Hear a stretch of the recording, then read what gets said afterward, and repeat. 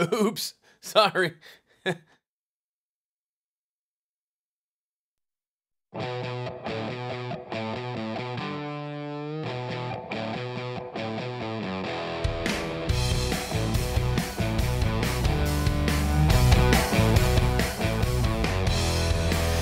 30 years doing this same old thing, always wondering, hey, what's in it for me?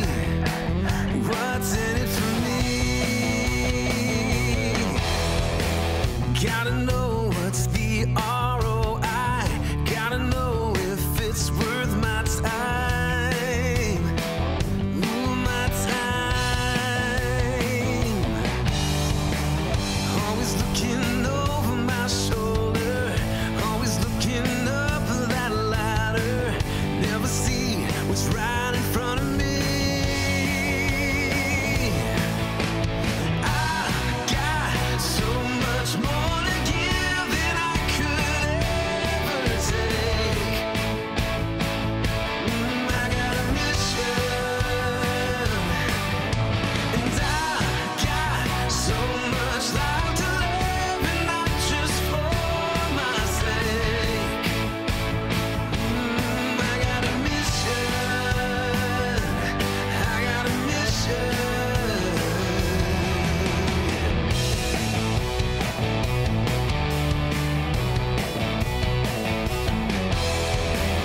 They tell us it's a zero-sum game.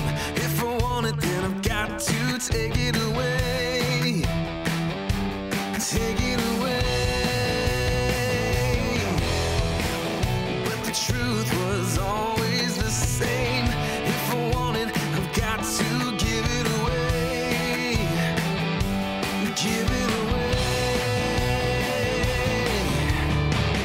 Always looking over my shoulder, always looking up that ladder, never see what's right in front of me.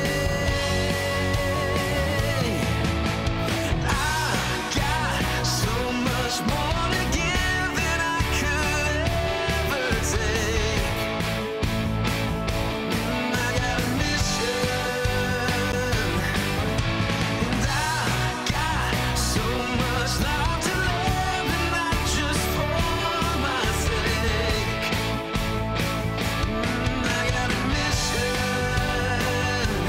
I got a mission.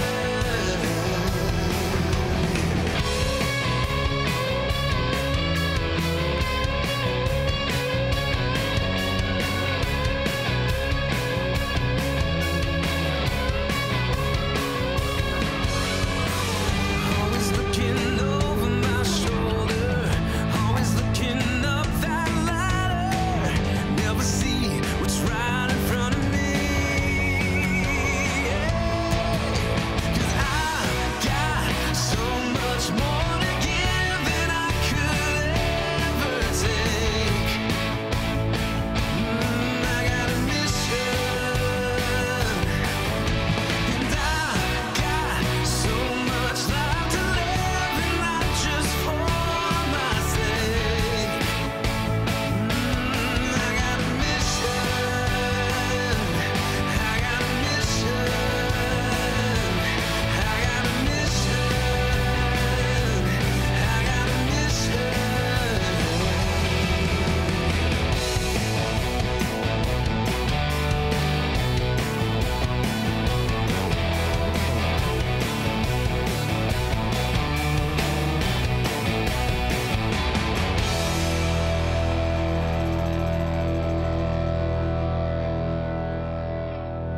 Hi, everybody. Welcome to Ask Joe. It's Tuesday. It's 1 p.m. Central Time, and you are here. So thank you for being here. Let me know that you can see and or hear me, or preferably both. Should be able to see me. Should be able to see the screen over yonder. And if you're the praying type, say a little prayer. That technology doesn't kick us in the rump today. Last week totally bombed. It did not go as expected, and had to not do an episode. So we're going to try again this week. I think I figured out the problem. I'll probably talk about that in a second. Turns out the USB bus on this iMac was having a hard time, having too many things on one bus. So I moved all the hard drives to Thunderbolt FireWire, and hopefully that's going to solve the problem. I don't know. I never know with these things. But yeah, let me know also, is my voice level-wise, I've been patching things all day since today and yesterday.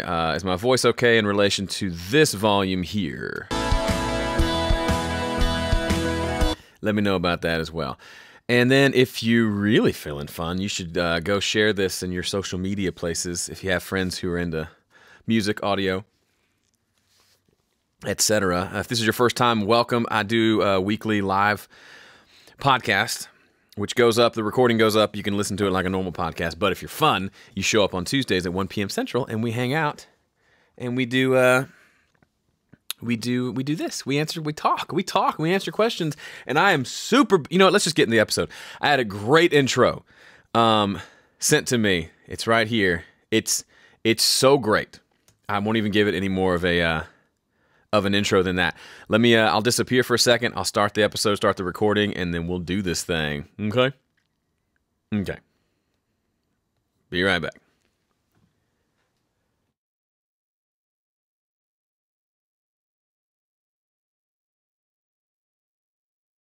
He had to cancel last week's Ask Joe, 'cause his technology was playing tricks. So he makes us ask the question, are we still on 225? Or is this now episode 226?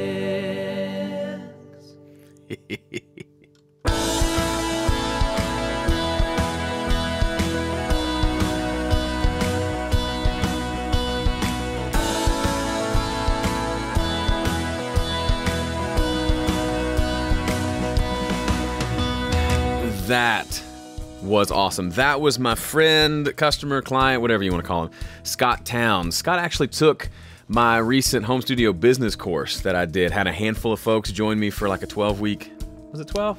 8 weeks or so, talking about business specifically, which I've never done before. And Scott is over in the UK. He pays attention to Ask Joe. Last week was a complete bomb. Technology failing all over the place. So that was supposed to be episode 225. We're going to call this episode 225, especially with that epic intro.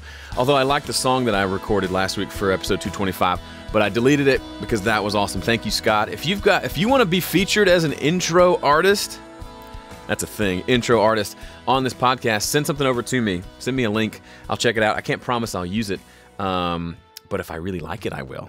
And then if I don't like it, I probably just won't reply to you. I'm kidding. I'll probably tell you, hey, this is great, but no thanks. So fair, that's fair. And yeah, smelly spaghetti, I don't see him here. So welcome. If this is your first time watching a video of mine or listening to this podcast or tuning in live, I do this every Tuesday at 1 p.m. Central. I was hanging out with Pam just before this, and she said, episode 225, like do you realize you've done this for this many, I don't even know how many years it's been. The very first episode of Ask Joe was in 2009, and it was a video, and I answered some questions, and then I did some written versions, and then eventually it evolved into a podcast that would kind of come randomly, and then it became this weekly thing that we've been doing live now for a few years. So I'm just getting started, so if you'll stick with me, I'll keep doing these Tuesdays, 1 p.m. Central, streaming right here on my YouTube channel. And I'd love it if you get a lot out of this, and you've got friends who are musicians who maybe you think might be interested in recording and audio, might like what I'm doing over here in my world. I would love it if you would share this with them. No pressure.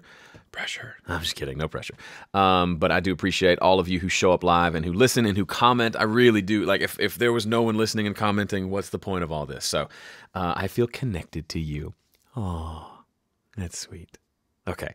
So what I'll talk about today, I was saying just before the stream, before the recording started, I am super stressed. Not stressed.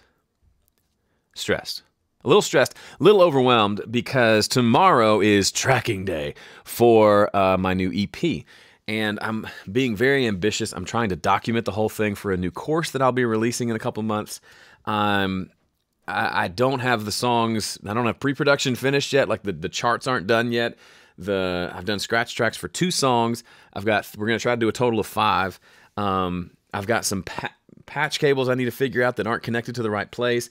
I've got to make sure I've got enough. I think I have enough mic stands and mics. I don't know about cables, though. I've got to just figure all of this out. But I made a commitment to be here Tuesdays, 1 p.m. This isn't the guilt trip. Don't feel guilty. No, really, don't feel guilty. I just wanted to share with you that I'm a little stressed out about it. So Tim Horsley will be playing drums. Tim has played drums on almost everything I've released over the last decade. And then Joel Bazaire will be playing bass. Same thing. He's played on almost everything I've released, aside from a few projects. So Joel, incidentally, I don't know if you knew this, is my brother-in-law. He and I married sisters, Pam and Jen, and now we get to make music together. So, yeah, so they're going to be coming over maybe tonight to set up a little bit, but we'll be tracking tomorrow. 5 songs. We'll go from like 10 to 4, and hopefully, fingers crossed, things will go well. It'll be fine. I'm actually getting excited about the songs. 2 days ago, I was not sure about 2 of them, but I kept just kind of playing them over and over and kind of working the arrangement and kind of massaging things into place. That sounds gross. And got them to a place where I'm actually excited about them. Tried different tempos. You know, one was a lot slower and then made it a little faster, and that worked better. So I'm excited. It's probably sound-wise going to be a little bit of an amalgam of the last several projects I've done. It's going to sound probably a lot like Fighter. Probably going to sound a lot like Lies, that EP.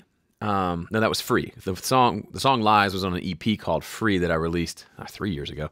It'll have a few songs that sound a little bit like that. I was playing some of those songs before the episode began, but I'm excited about it. So big picture thing. Yes, I'm stressed because I might be up late tonight just to get it all figured out and wired up and ready to go. But I'm also excited. I just came from a Sound Kitchen in Nashville. Steve Peffer, the guy who plays keys on a lot of stuff for me, had my hard drive from the last session I did at his place. He said, hey, I'll be at Sound Kitchen. It's over close to where you live. So I went there, and they were doing a tracking session for a country artist. And I just was there for probably 10 minutes waiting for them to be done so I could walk in and get the drive. But I stood in the control room, and they had drums, bass, steel guitar, electric guitar, all in the live room. Steve was in a booth with an organ and piano. There was a fiddler somewhere I couldn't see, but I could hear her playing. And then the lead singer was playing acoustic guitar and singing, and they were just laying it all down. And it was beautiful, and it was awesome, and it got me inspired. And it was country, which isn't like my genre, but it just to hear a bunch of good musicians doing their thing makes me happy. And so I'm hoping that's what happens tomorrow. It's going to be a lot of fun. I'll let you know how it goes. Boom.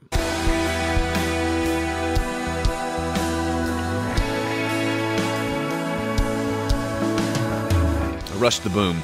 You throw me off my game with a week of things not working right. And if you missed it, if you were here live, you got to hear it. About this part in the podcast, the audio that you're hearing right now, the music behind me started going. It started like downgrading itself. It sounded like someone put a bit crusher on there, but I couldn't stop it and I couldn't figure it out. So we think it was USB. My USB hub was overloaded, streaming audio from the studio live, and then also capturing video to a hard drive, and all my hard drives were streaming through that same USB bus. So I think we've solved it. I've put all the hard drives on the Thunderbolt bus using a Thunderbolt to Firewire 800 adapter, and that seemed to work well. Firewire sometimes acts up for me when I try to daisy chain them together, but I think we're good. That's more information than you wanted to know. But in case you were here last week, I was super stressed out because it just wasn't working. So that's what happens though when you try to do things like live performing music. You're going to play a wrong chord. Live streaming something from your studio. Is it USB 3? I don't know. It's like a 6-year-old iMac, so I don't know. It has Thunderbolt though. I don't know. So this is the part of the podcast, the best part, I think, where I stop talking and I listen to you and answer your questions. So if you're here live on the chat, I want you to send me your questions, please, and I'll do my best to answer as many of them as I can in the remaining, I can't do the math, 22 minutes that I have here with you. But then I got to go. I may stick around for the after party just a little bit, but I got to go because I got a lot of stuff to do. I'm going to employ my 7-year-old kid to help me set up. He's a steal.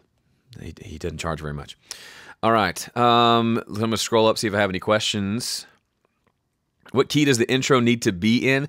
It doesn't really matter, but the song that you hear for the intro is in the key of B. The first chord is an A, and then an E, and then a B. So it's like a flat 7-4-1 progression. So if it was in B or A, it'd probably work. But B is what I try to do when I do mine. I know it's a dumb key, but B is surprising. B is one of those keys I never played in unless it was with a capo. But I started playing like there's a lot of, there's somebody said child labor laws. Shh, there's a lot of Foo Fighter songs that are in kind of a B. So they play like a power chord B and then they go to the open E for that 4 chord. And it just works well. So I've started writing like Mission is in kind of B. That song Lies is kind of in B. I've got a new one for the new thing that's more like a B minor, but it feels like that same sort of vibe. Anyway, y'all are light on the questions today. What's your studio setup going to be for tracking drums in your new studio? Thanks, Truckee. By the way, Truckee, we were emailing you. Let me know if we got whatever the problem was situated. I know there was some issue. The tracking drums in the new studio. So it's going to be interesting because let me just go through it. Preamp-wise, I'll be using the ADL 700, the main channel strip. I think I'm going to use that on kick drum. The ADL 600, my 2-channel tube preamp, is still dead, so everything else is going to go through the Studio Live preamps. I'm just going to get over it. I felt like kick drum would be the one I want to capture the best. So I may change my mind on that, but that's the current idea. I'll be using an E602 from Sennheiser that I borrowed from church. On the kick drum, I'll use a sub kick. It's not the Yamaha one, but it's another brand. Solomon microphones. I'll use a snare top, snare bottom. The M179 condensers and a hypercardioid on toms. The SR25 Earthworks small diaphragm condensers in XY as overheads. I may spread them out, but I'm probably going to do XY because I've got one big heavy stand, that one right there, that I use for my overheads because it's one of those. It's the big expensive stand that can be really tall and hold it out over without falling over and killing everyone. Then those are the main mics. And then this is what's kind of fun for drums. I'm going to put I usually do a fat mic. So I usually use the Cascade Fathead ribbon mic, and I put it just kind of out from the kick drum, just facing the kit. It gets mostly kick and snare, and then I can like do lots of things to that to make it really beefy. So I'm probably going to do that. Then you can't see it, but so this is a walkout basement. So there's a stairway right there that goes up to the rest of the house. There's a hallway, living room, all that. So I'm at the bottom of those stairs. Well, that stairway goes up, and then the ceiling goes up probably another 12 to 15 feet once you start walking. So there's an area up there that's just, when you walk down, it's super reverberant. So I'm going to take this microphone. These are, I don't know if you can see this. It's stuck. This is hang on. I'm going to unplug it. It looks like a salt shaker. It's a mic from Ashman Acoustics. It's called a Psalm 50. It's a it's a super omni mic. So it's kind of omnidirectional, and it's tiny. So I'm going to connect it to a pole, like one of those poles you use to change light bulbs really high up. And I'm just going to tape it to that or something, and then just shove it up the ceiling and make it stay in place. So that's going to be one of my room mics. And then I'll probably put another mic in the middle of the room, same microphone as like a talkback, so we can all hear each other, because we'll all have headphones in, and it's annoying to have to take them off all the time. And I'll probably just record that too, since it'll be plugged in. Interesting. This is totally nerding out, and it's probably more information than you wanted to know. I was listening to The Adventures of Mixer Man, the Daily Adventures, the audiobook version, which is fabulous if you're not easily offended. And he talked about how at one of the studios, the assistant striped the tape with time code. So one of the tracks, he put SMPTE on it, I think, or he put some sort of noise on a track that he had to record manually across all the reels. And that noise they would use to trigger a gate that was controlling all the talkback mics. So every player in the tracking room had a microphone they could talk into. But you don't want those mics to be open all the time when you're recording, because then you're just hearing those mics. You're not hearing what the actual recording sounds like. So they used a noise that was on tape. So whenever tape is playing, that noise is coming down a channel. No one hears the noise, but the noise is used in a sidechain configuration to trigger a gate, which is set to a duck mode, to turn the mics off. So when there's a presence of that noise, those mics get muted essentially. And then when that noise stops, when playback stops on the tape machine, those mics come back on. Well, I figured out how to do that on my mixer. I can put a tone on a track. So like 400 hertz tone, that I just have like 10 minutes of 400 hertz tone as an audio file on a track, have that routed to a specific output on my mixer. And I don't listen to that, it's just there on the track, fader all the way down. Then, if I set up a talkback mic or two, I set those, go to the compressor on those tracks. There's a sidechain feature here, so I set the compressor limiter as high as it'll go, threshold all the way down, attack and release really quick. And then I set it to listen to that channel with that 400 hertz tone. So what happens is whenever that tone is playing, those mics get essentially muted. They're turned way, way down by this compressor that's essentially acting like a limiter. And then when the tone stops, i.e. when I stop playback, those mics come back on. So I'm really intrigued to see how that works. It's set up just an omni sort of mic in the middle of the room so we can all hear each other, but then it goes away when we're tracking. I'm super excited to try that. So thank you, Mixer Man, for the idea. It's probably way more work than is worth doing, but it's going to be fun. And I think I have just enough mic stands to pull it off.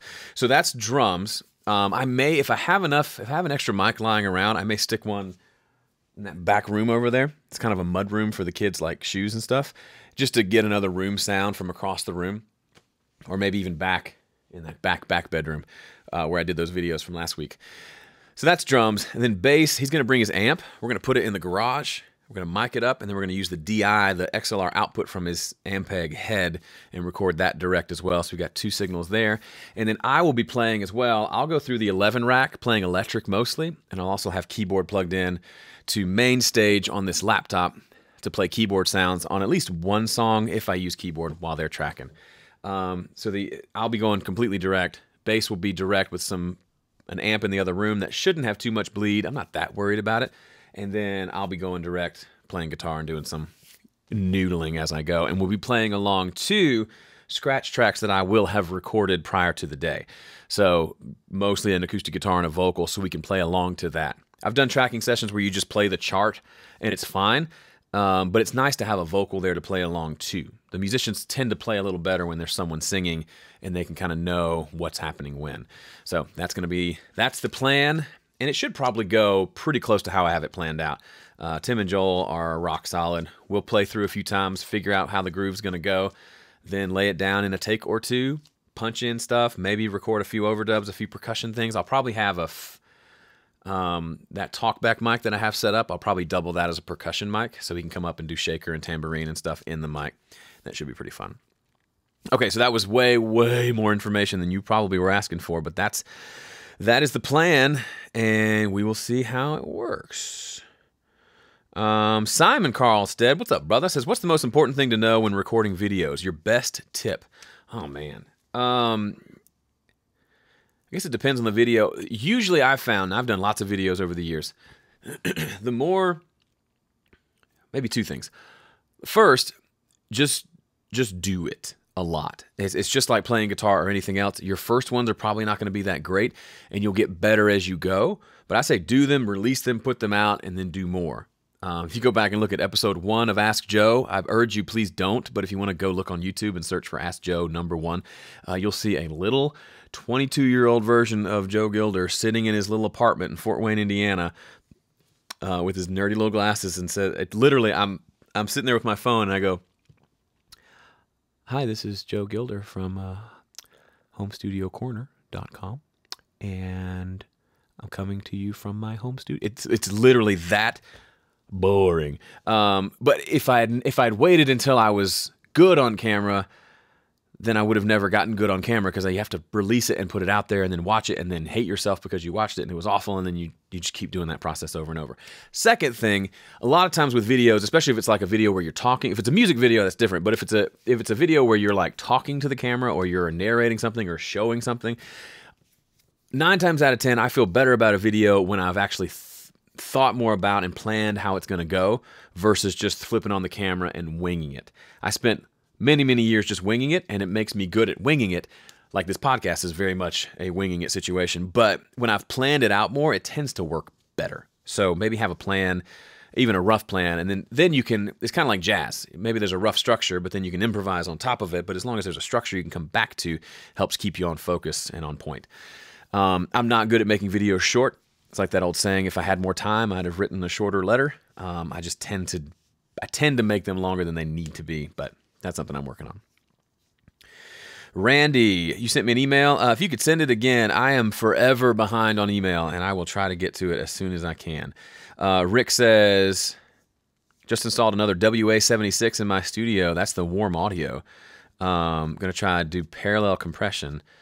Would you recommend doing this on the way in? No, if I'm going to use outboard gear, even though I've messed things up in the past, I'm just going to use it. I'm not going to do parallel, although there's a safety there. If you can mult the signal out and record the dry signal and send the signal through that compressed, that's cool. But I don't know. I don't like doing too much of that while I'm tracking. Do you track a safety DI on bass and guitars for reamping? Just curious. We're doing a DI just because I want two different sounds.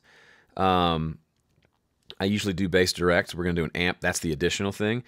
For guitar, no, I never do a DI for reamping. I would rather get it right the first time, record the tone I want, rather than give myself the option to change it later. Because if I give myself the option to change it later, I will change it later. And the project will take 8 times as long because I spend all my time changing it later. I don't like changing it later. Noah Akins, how do you go about arranging a song? I like...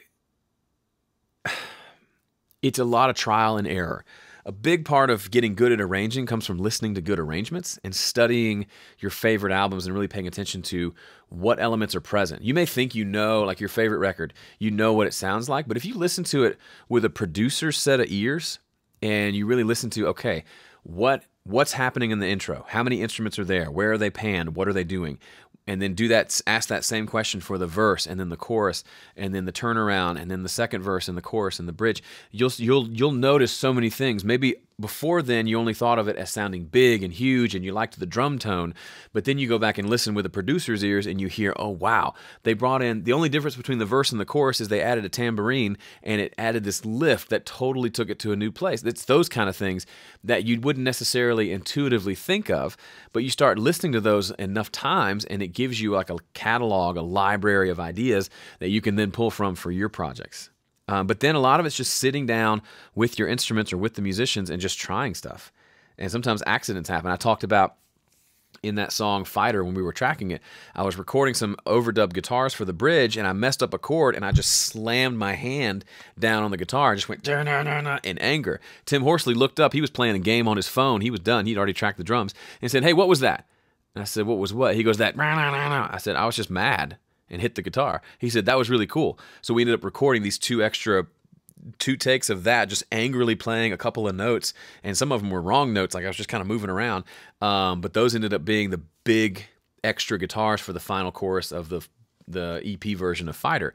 So some of that's just being in a room and trying stuff, and then someone says, hey, that's really cool. Those are some ideas. There are probably a million more ideas that I could tell you. I can already tell you I'm not going to get to all these questions. There are so many folks here today. I'm so glad you're here. Thank you. I'll try to get to as many as I can. I'll try to talk less and answer more questions. David says, can I use butter compression on vocals on the way in to level them out? I wouldn't, because there's so much compression happening that you might be at risk of over compressing. It's something I like to do after the fact because it's constantly compressing, which can be really cool. And I would say try it, but as someone who's over compressed things on the way in a few times, it's really demoralizing to have to try to fix that later when you could just put a plug in that'll do the same thing. But I get wanting to try it. So for something like a lead vocal, it's just too important to get it right. I probably wouldn't. If it was something like bass, I feel like you can experiment on bass more because it's low end, it's a single note at a time. There's not as much happening tone-wise. You just need a nice, good, big, thick tone. The subtleties of compression aren't as obvious in a bass track, in a rock mix, for example, as the subtleties in a lead vocal that's way up front in the mix. If I offended you as a bass player, that's not what I was trying to do. I'm just saying. Let me scroll down here. So, this is Mark. What's up, Mark? Mark Strickland says, punching in on the Studio Live 24. So when he's punching in using a Studio Live, there's no latency because he's listening on the board, but the meters disappear. Can you share a little bit? Yeah, it's just part of when you don't monitor through the software, the meters go away on the tracks themselves. It's just a weird thing. What you can do is go to, let me see if I can show it to you on the screen if you can see this. If you open up the mixer window, and on the left-hand side where it says inputs, click on that, and it'll show you all your inputs for your interface. So then you can just have them all there. You can't do anything other than see them. I mean, you can put plugins on there, which I never do, but then you can see all your channels while you're recording. If you're just doing one track at a time, so you're doing some overdubs, you could do something like this, bring the window way over. I'll do this sometimes. and then, because right now you can see, look at my mixer. You can see this is the vocal. This blue is what I'm recording on right now, but you can see there's nothing on the meter because I'm not monitoring from this channel. If I click that, there would be feedback and you would hear a delay because there's latency. We're listening directly off of my mixer. I'm actually not hearing it, but you're hearing it off the mixer, but it's not coming back out of Studio One until we stop and hit play. Having this open over here on the left allows me to see the meter and see what's happening on the meter, but then I'm still recording as well. It's not ideal. I'm not sure why they do that. Maybe it's just to indicate that there's no signal processing on that channel at the moment. But I would agree that could maybe be something they could change. Actually, if you can email me, Mark, I'll email one of the guys over in Germany about it and see if that's something they can change or if there's a reason for it. Let's find some more questions. What are your thoughts on UAD plugin versus Waves? Hey, Jesse, glad you're here. You probably haven't watched a lot of my videos. I don't use either. I had Wave stuff for a while. I spend the majority of my time using stock plugins in Studio One. I know, it's lame. Whatever. But I think UAD and Waves are great, and I am certain that I am missing out in some respects by the things I'm not using. For example, Studio One started to add in like an 1176 style compressor and a couple of different Neve EQs that I love now. So I'm sure I would love the others. I just would prefer to use what I have and what's built in, and it's almost a challenge that I give myself of how great can I make this sound just using what's here without buying third-party stuff. I'm not a real minimalist type person. I like to buy things. I would just rather buy a guitar or a microphone or even a preamp or a new pedal that gives that's something that I use creatively. Plugins just don't feel creative to me. I know they're great. I know they're awesome. But I'm much more interested in capturing a cool sound, and then if I can mix it super quick and move on, that's ideal for me. Go watch the series of videos I did back in that bedroom over there. I set up a little studio with a laptop and this microphone in that bedroom and recorded a whole song and mixed it using all stock plugins, and it turned out really cool. Some people like it better than the one I did at a big studio and spent a lot of money doing. Just goes to show you, the gear is not. It's not as much as people want to say, and I'll stop talking about it because I've said that 1,000 times. What kind of video audio converter do you use to live stream? I don't. This is actually a USB webcam you're seeing. It's the Logitech C something or another. Plugged USB into this sucker, and then I use Wirecast Play, which is the free or $10 version that just works with YouTube, to stream it up. There you go. Yeah, I go super low profile. Do you experience a lag on the UC Surface? So the UC Surface is the iPad app for the Studio Live. We use it at my church. I've not experienced any lag, but I don't run sound on it. I can ask my sound guy, but it seems to work okay. He says the meters are laggy. I don't know. Chris says, overhead drum mics. Do you see them as more for the drums or for the cymbals? Seems like some engineers talk about them only in terms of cymbals, but I think they give the drums depth. That's a great question, Chris. And I've gone both ways on this a lot of times. So my original thought was, if I can get a great drum sound with just the overheads, capture the kick, the snare, the toms, get an overall just killer drum sound with just overheads, then it puts way less pressure on the kick mic and the snare mic and all the other mics to do their jobs. You can just bring them up and kind of supplement the overheads, and you're good to go. A couple things wrong with that. Not wrong with that. A couple problems that can arise from that. That would be great for a jazz record, or a really simple, like if you were doing that first big Ray LaMontagne record where it sounds like it was just a single room mic on a drum kit, that's great. But the problem is, if you want a really in-your-face kick drum sound, you're never going to get that from overhead mics. You're going to have the individual mic. And as you bring those up, you probably have to start bringing the overheads down a little bit. Or if you process your drum bus with compression, you probably end up needing...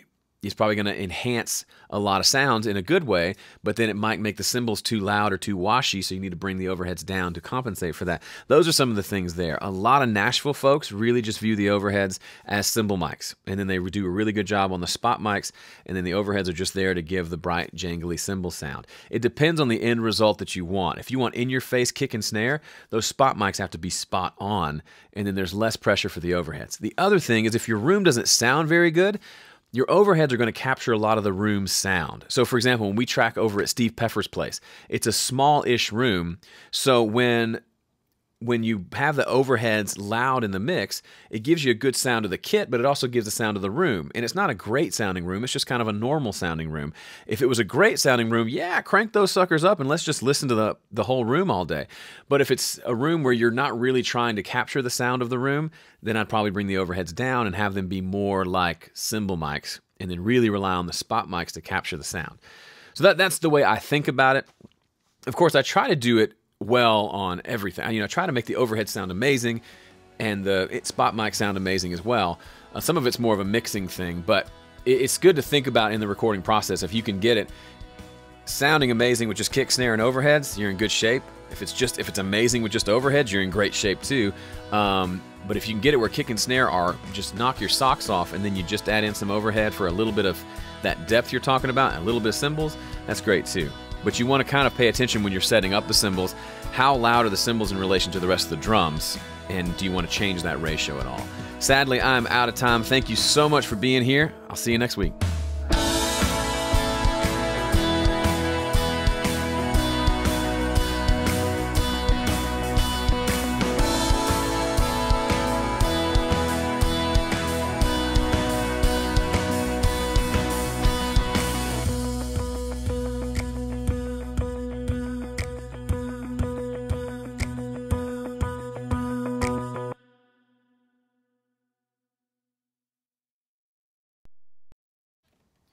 You know I'm not going to leave you hanging. Come on. Come on now.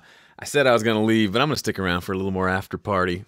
There's so many people here and so many questions, so hopefully you haven't left yet. Let me answer some more. So this is not part of the episode. This is just having fun now. I can let my hairs down and have a little more fun. I should let my hair down more on the episode. I totally get that. But I feel like I have to be more on when the episode's happening because it's a podcast too and you can't see as much. So if I do a bunch of silly stuff and you can't see it, it gets weird. Like when I show this microphone that looks like a salt shaker, you can't see that on the podcast. I can hit the mic with it, but what's up, Samuel Oldekunle? I love that name. Gary, hi-hats on songs are harsh in one car but nowhere else. Reference song's not a problem in the same car. That car found a problem spot in the mix that nothing else revealed. Larger issue I'm mixing. Man, hi-hats are the worst. I don't usually mic the hi-hat. I won't be doing it tomorrow. I just don't have an extra mic for it. Because every other mic you put up top on cymbals is another mic to pick up more room, and I have a sneaky suspicion this room's not going to sound amazing. Maybe it will. So I'll have a few room mics just in case it does, but the good thing about a hi-hat is it's probably one set of frequencies that's the problem. You can maybe go find that frequency and just notch it out a little bit to where it sounds better in the car, but then doesn't really sound any different anywhere else. That's what I found with like small Rolando crappy speakers or, going to different places or earbuds. These suckers, they always expose something, and usually if I fix it to where it sounds better on here, it still sounds fine here. So that song I did in the bedroom last week, I used these headphones to mix it, and I haven't mixed on these in a long time. So when I got done with my mix, I thought, I'm done. And a little birdie on my shoulder, figuratively, told me, you should probably check that before you print it and start saying it's done. So I put it on my phone, I got out my little earbuds, and went and made a spot of tea and listened, and the background vocals were too bright. These are a little dark in the top end, so I had boosted the top end on those background vocals to get them to be nice and airy, but boosting them on here made them way too hot on here. And there's a couple other things that I noticed that were mainly had to do with the lows, but specifically the highs. There were several things that were too harsh. So I went in and fixed that, and it still sounded fine on these. It wasn't as bright, which is probably what it needed to be, and then it sounded better everywhere else too. So yeah, Gary, I don't know. Those little crappy mono speakers can be helpful. I want to release my own and call it the crap speaker, and the logo would just be, you go to the website to buy the crap speaker, and I need to buy crapspeaker.com, and it would say, it sounds just awful, and that would be the slogan, and I'd sell 1 million. Do you use the Studio One console shaper to give your tracks analog vibe? Would third-party plugins do a better job? I don't know. I know there are lots of third-party plugins to do that. I do use the console shaper, and I know they're releasing more consoles. I just have the stock one, and it does do something. When you turn up that drive, it does kind of tighten up the bass, and just it makes things sound warmer. So yeah, I do use it quite a bit. I think my template just has it on most of the time. Is there a way to remove inadvertent stick sound from the snare hits on live drum recordings? It's distracting from the actual hits. I mean, you're talking about like between hits? So he hits it and then his stick hits something else? I mean, you could try going in and finding the hit and just either deleting it, muting it, or separating it and turning it down quite a bit. My gut is it won't do that much. So it's one of those things, it could not actually be a big problem. And it's just one that you're hearing, and now that you've heard it, you can't unhear it. I would maybe get somebody else's opinion on it. Hey, is anything bothering you about the drums? Don't lead them. Just say, hey, anything bother you about the drums? And if they come back and say, yeah, those extra stick hits on the snare are annoying, okay, then you might be onto something. But otherwise, if they come back and say, no, it sounds good, or they talk about the kick drum and not the snare, then maybe it's not a big problem. Then you can ask them after they've listened, hey, what about this? Did you hear that? And then maybe they'll give you some more advice. But that's one of those things, it'd be good to kind of workshop that a little bit with a few people. Do you think it'll be hard tracking drums without control room isolation? Yeah, it just takes an extra level of work, because I'm going to be here with headphones on. He's going to be right over there wailing away as he does. So I'm going to have little to no idea of what it sounds like until we record something and then stop, mute the mics, listen through the speakers, make some decisions, move the mics, shut everything down, headphones back on, re-record. So it just takes longer. If there's a control room and he's off in another room, I can listen and make adjustments while he's just hitting the kick drum, and that's nice and convenient. But that's a really expensive endeavor just to have that one convenient thing, so that's not what we're going to be doing.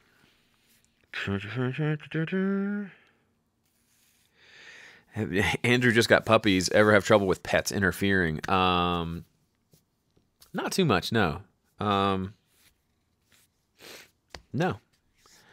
But I don't know. I've never lived right next door to like a really loud, barky dog. That would get annoying really quickly. If people mostly listen to music on crap speakers, what's the point of mixing good speakers and headphones? Because if you only mix on crappy speakers, then you have no way of knowing if it will sound good on good speakers. But if you mix it well on good speakers, it will sound good on crappy speakers. It doesn't go both ways.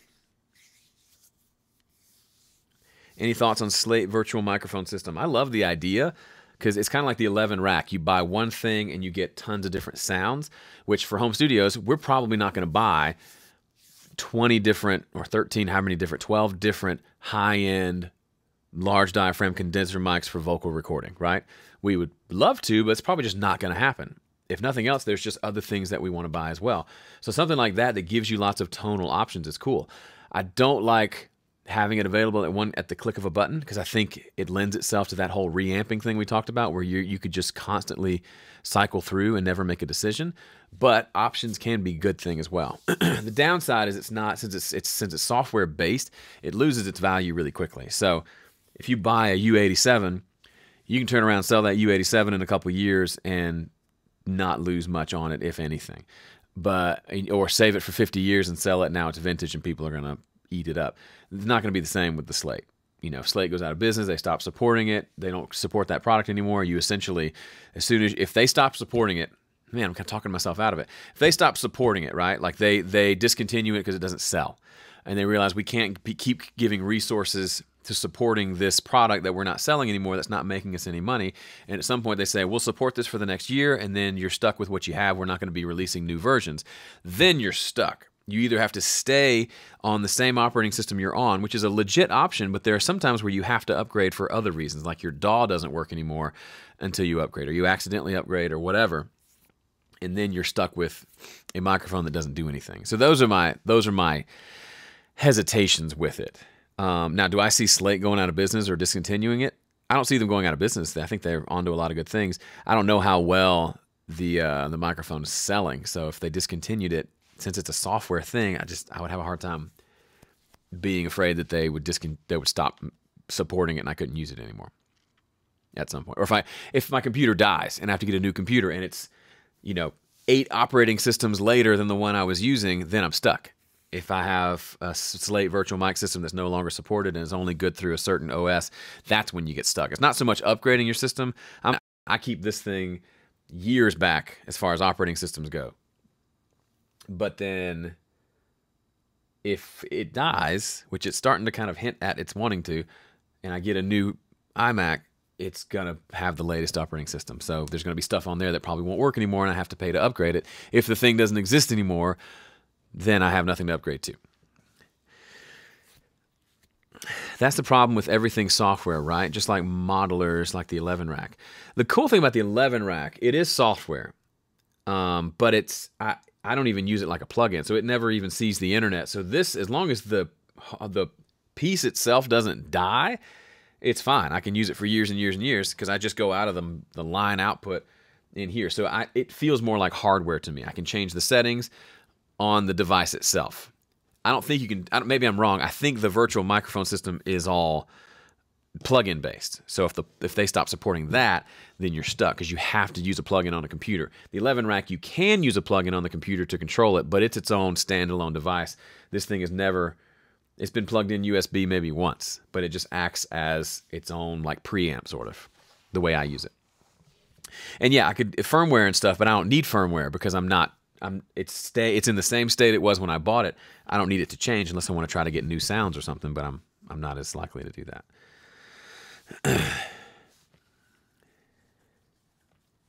Speaking of companies not supporting projects, is that the logic applied to digital mixers like PreSonus? Yeah, I mean, at some point they're not gonna. I don't know specifically, but yeah, I mean, if something hasn't been an active, they discontinued it for whatever reason, and it's not out there anymore. At some point, especially smaller companies like PreSonus, I know I'm a PreSonus fanboy. They can't keep creating software for an obsolete product. So if it's just, it's a tough thing. I wouldn't want to have to make those decisions. Ideally, they would support it all forever, but you can only pay so many people to do that kind of stuff. Any tricks for getting amp and or drum tones in a single room studio? It's always hard to tell what things sound like in the headphones when you can feel the instrument in the room. Yes, Diego, there is a very easy way to do it. You have to stop and listen through your speakers. So record something and then stop and listen. Like what I'm going to do tomorrow, we're going to record a pass of drums. Hey, play the kit. And then I'm going to put my headphones down, mute the microphone, turn on the speakers, and listen to what we recorded. And then make some decisions, and then make adjustments and do that process over and over again. That's just the nature of it. Guitar amps are the same way. It might sound amazing, and then you go listen to the recording, and it's really thin. So you need to change where you put the microphone, the settings on the amp, or something like that. It's annoying, but it's worth the extra effort because it actually makes sure that what you record sounds good. It doesn't matter what it sounds like in the room if you can't capture it.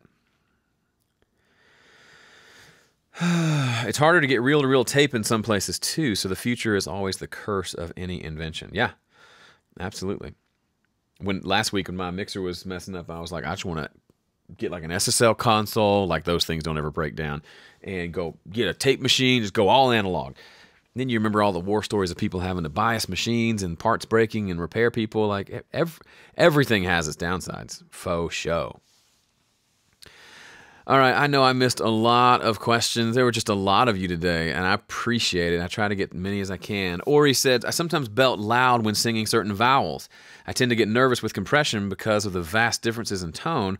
What's a good start to deal with a vocal that has drastic dynamics? Great question. So if there's certain notes that are jumping up really loudly, you can just set the compressor, use a little more aggressive compression, like 8-to-1 compression or something, and then a fast attack and a pretty quick release, and then set it to where it's just those loud notes that are hitting the compressor. So if you're singing along here, let's say the threshold's here, and you're singing here, then there's nothing happening tone-wise. It sounds identical because the compressor's not really doing anything. Then you sing a loud note that jumps up. Well, the compressor just turns it back down. But then you keep singing along in the quieter vowels and nothing's happening until you sing one of those other loud ones, then the compressor brings it back down. That's what I do in an overly dynamic vocal. I do almost a limiter style compressor to just catch those peaks and smack them back down. Then you can use another compressor if you still want an overall compressed sound, because all the quiet parts aren't compressed and they might still sound good with some compression on them. So you tame the peaks and get everything a little more consistent. Then you can compress that together as a unit, and it won't be quite as drastic and dramatic as what you're afraid of would happen. Yeah, $250,000 Neve board. That would be nice. Joel, I'm your audio hero. Aw, thanks. Do you know Graham Cochran in person? Yeah, we're business partners. We run a thing called Dueling Mixes together. We started a podcast together. We've done workshops together. And we started a business together called Dueling Mixes. Check it out, duelingmixes.com. So yes, we do want to do a song together. We're going to sort of do that later this year. But yes, we want to do one together. What do you do when one of the people you are recording has red light syndrome? Like as soon as you hit record, they forget that they are highly talented musicians and just play basic and boring.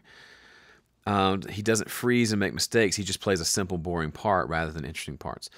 I mean, I wonder, it depends on the relationship. I wonder if you can just say, hey, when I see you play this live, there's so much energy.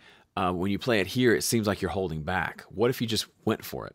And then if that doesn't work, maybe creating an environment where he feels like, maybe have him stand up. It's not as ideal if it's acoustic guitar, for example, but maybe he'll play better. Or maybe have him play along with other musicians, or bring in some loops to play along to, so he's not playing to a click, but he's playing to something that feels more like what he's used to. Those are some things I'd recommend. I mean, a lot of it could just be conversation. He may not be aware. He may think he's crushing it and just trying to focus, but he's actually being timid. And you can say, man, I'd much rather you not play perfectly and play with emotion than play a perfect, boring part. That's what I would.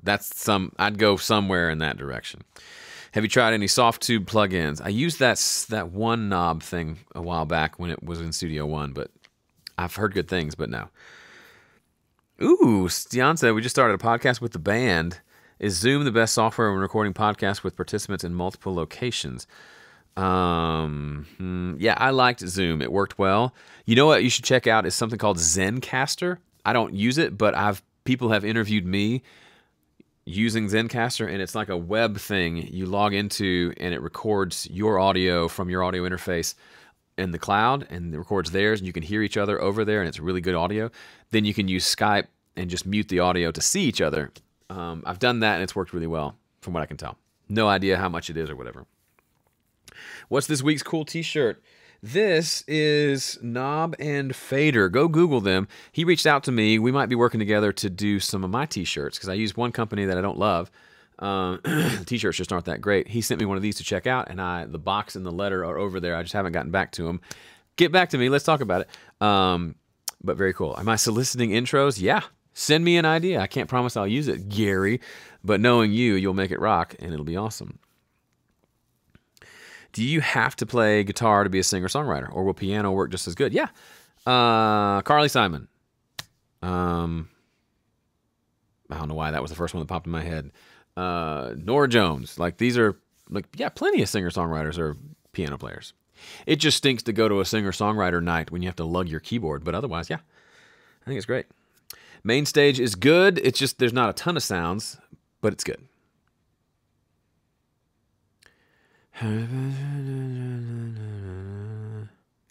How do we know what episode number to call out if we want to try to make an intro?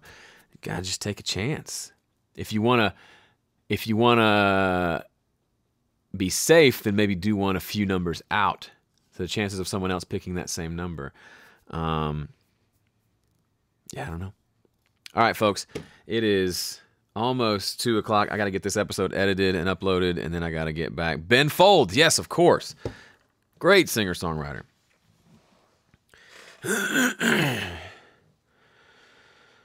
Final question. Chance, take a chance, take a chance, take a chance, chance. This is number 225. We're going to call it 225 because I tried 225 last week. Although there wasn't a week where I just skipped the number because I was so frustrated. We'll call it 225. So the next one will be 226. It's nearly 7 p.m., you liar. Sorry about that. I hate to be a liar. All right, last question. Tim says, on my latest project, I throw a limiter on the final mix. Everything seems to be doing what it's supposed to do. However, I seem to be introducing a little more boominess. Can't figure out why. Chances are it's probably just boomy. And so there's this thing, I'm getting super nerdy, called the Fletcher-Munson curves. It means when you listen at different volumes, there is actually, I don't know if it's actually happening in the room or just in the way we perceive it, but higher volumes have more bass to them. So if you take a song and you listen to the mix at this level and at this level, it's going to sound like it has more bass relative to everything else at the higher level. So if you're using a limiter to get the overall volume up, you're most likely mostly just changing the volume. And if it sounds boomier at the new volume, then it's just boomy. And you're hearing it more because it's been turned up. So you need to go deal with that in the mix. If it helps to try to deal with that while the limiter is on, there's no rule against that.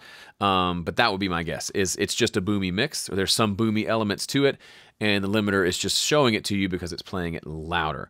I imagine if you bounced out with and without the limiter and then level matched them, like brought it into a new session, brought the limited version down to the level of the other one, they'd probably sound identical or very, very close to it. That's my guess. Could be a certain limiter that has analog qualities to it and adds some boominess, but typically that's not what limiters are trying to do. They're trying to be pretty, what's the word, transparent. Like me. Will you be doing a mastering video in the song recorded in the bedroom series? No, I literally just put a limiter on there and turned it up until it hit the levels I wanted. That was the extent of the mastering.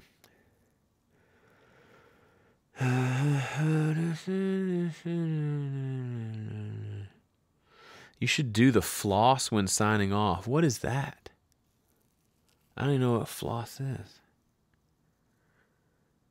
Do you ever mix as you go? Yes, I do. Talked about that somewhere recently. All right, folks, I really got to go, but I'm going to stick around and find out what... I'll go ahead and sign off, but I want to know what you mean by floss. Whoever said that. I don't get it. I feel like I should be getting it, but I'm not getting it. So thank y'all for being here. Really appreciate you. I'm out of here. I'll let you know how tracking goes next week on this episode. I'm sure I'll be talking about it, and I hope I'm happy. See ya.